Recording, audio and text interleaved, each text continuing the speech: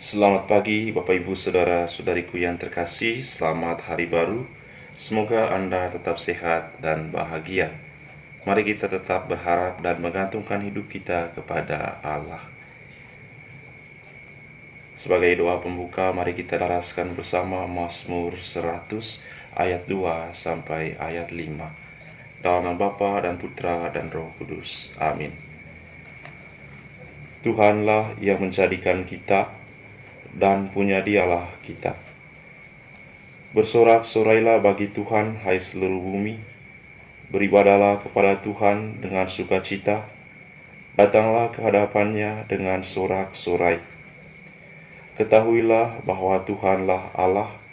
Dialah yang menjadikan kita, dan punya Dialah kita. Kita ini umatnya dan kawanan domba gembalaannya. Masuklah melalui pintu gerbangnya dengan nyanyian syukur. Masukilah pelatarannya dengan puji-pujian. Bersyukurlah kepadanya dan pujilah namanya. Sebab Tuhan itu baik, kasih setianya untuk selama-lamanya, dan kesetiaannya tetap turun-temurun. Kemuliaan kepada Bapa dan Putra dan Roh Kudus, seperti pada permulaan, sekarang, selalu, dan sepanjang segala abad. Amin. Tuhanlah yang menjadikan kita, dan punya Dialah kita. Tuhan sertamu dan sertamu juga. Inilah Injil Yesus Kristus menurut Lukas. Dimuliakanlah Tuhan. Sekali peristiwa Yesus mengajar banyak orang. Salah seorang dari mereka berkata kepada Yesus, "Guru, katakanlah kepada saudaraku supaya berbagi warisan dengan daku." Tetapi Yesus menjawab, "Saudara, siapa yang mengangkat aku menjadi hakim atau penengah bagimu?" Kata Yesus kepada orang banyak itu, "Berjaga-jagalah dan waspadalah terhadap segala ketamakan. Sebab walaupun seseorang berlimpah-limpah hartanya, hidupnya tidak tergantung dari kekayaannya itu." Kemudian ia menceritakan kepada mereka perumpamaan berikut. Ada seorang kaya, tanahnya berlimpah-limpah hasilnya. Ia bertanya dalam hatinya, "Apakah yang harus kuperbuat? Sebab aku tidak punya tempat untuk menyimpan segala hasil tanahku." Lalu katanya, "Inilah yang akan kuperbuat. Aku akan merombak lumbung-lumbungku, lalu mendirikan yang lebih besar, dan aku akan menyimpan di dalamnya segala gandum serta barang-barangku. Sesudah itu aku akan berkata kepada jiwaku, jiwaku, ada padamu banyak barang, tertimbun untuk bertahun-tahun lamanya. Beristirahatlah, makanlah, minumlah, dan bersenang-senanglah."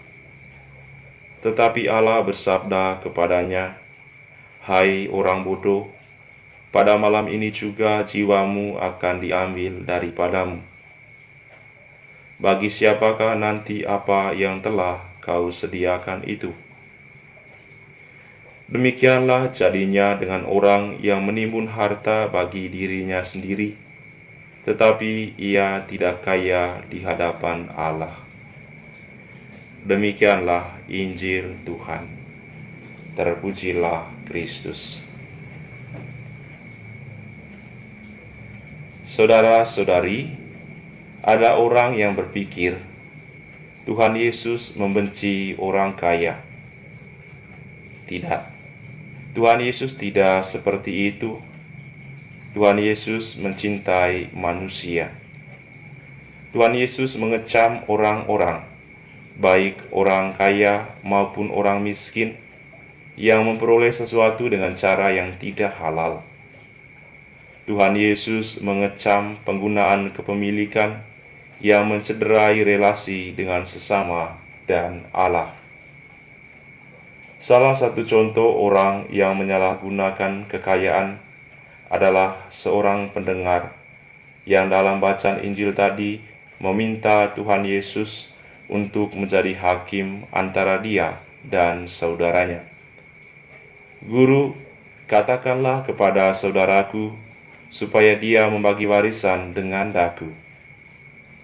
Orang ini tidak menggunakan kekayaannya dengan baik karena hatinya terikat pada hartanya.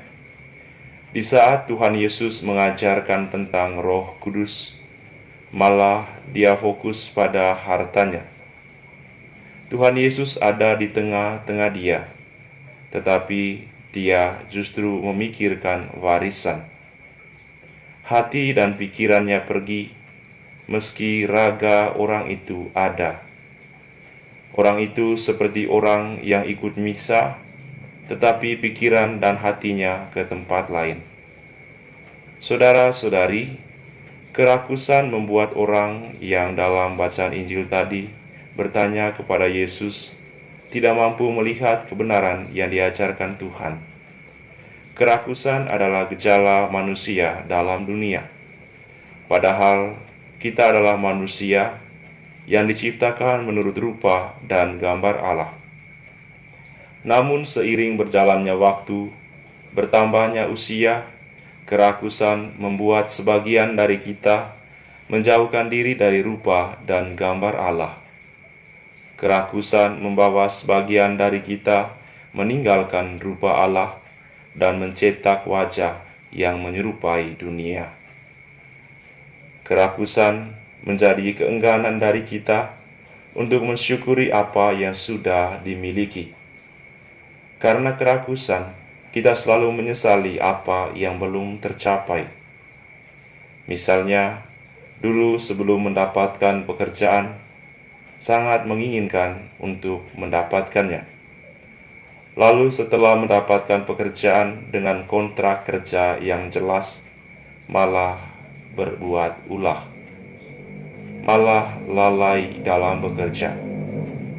Kerakusan membuat sebagian dari kita susah bekerja, karena tidak adanya sikap mensyukuri pekerjaan yang sudah didapat. Hidup kita manusia penuh dinamika. Bagaimana menjalani hidup tentu ada ukurannya.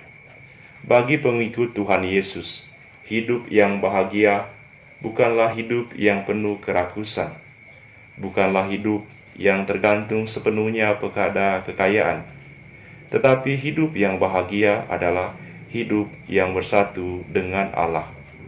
Menggantungkan hidup pada Allah adalah kebahagiaan sejati. Saudara-saudari, ambisius bisa menjadi penyebab lain dari kerakusan. Maka hati-hati dengan sikap ambisius. Sikap ini bisa membuat hidup tidak tenang kalau kita tidak mengimbangi dengan kepercayaan kepada Allah.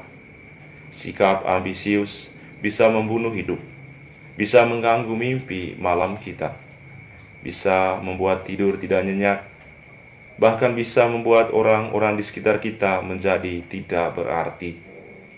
Sikap ambisius bisa membuat rumah yang nyaman terasa seperti penyiksaan. Ia bisa membuat orang-orang yang hadir dalam hidup kita terasa seperti singa yang mengaum-ngaum. Contoh, ada sebuah keluarga yang sangat bahagia setelah menjalani pernikahan belasan tahun. Namun mereka terus diintimidasi oleh mertuanya karena mereka belum mempunyai mobil seperti menantu lainnya. Keluargamu tidak terberkati. Kamu pasti punya dosa masa lalu sehingga tidak bisa membeli mobil. Demikian kata mertua. Kerakusan membuat mertua tadi menghakimi keluarga anaknya. Kerakusan membuatnya melihat kekayaan sebagai patokan kebahagiaan. Padahal kerakusan tidak pernah melahirkan kebahagiaan. Kita tidak dilarang memiliki kekayaan sebanyak-banyaknya. kita melihat kekayaan sebagai berkat dari Allah. Bukan berarti orang miskin tidak terberkati. Yang kita tolak adalah sikap kerakusan. Kita harus membangun sikap yang mensyukuri semua yang kita miliki. Karena apapun yang kita miliki tidak akan kita bawa saat meninggalkan dunia ini kelak. Tuhan Yesus mengatakan, "Waspadalah terhadap segala ketamakan, sebab walaupun berlimpah-limpah hartanya, hidup tidak tergantung dari kekayaannya itu." Saudara-saudari, mari kita mengisi hidup di dunia ini dengan menjadi orang baik, dengan menjadi orang kaya yang baik, menjadi orang miskin yang baik, orang yang tetap menggantungkan hidup pada Allah, karena Allah adalah sumber kebahagiaan sejati kita, karena Allah adalah tujuan kebahagiaan kita. Semoga kita semua menjadi orang-orang yang menggantungkan hidup sepenuhnya kepada Allah. Tuhan sertamu dan sertamu juga.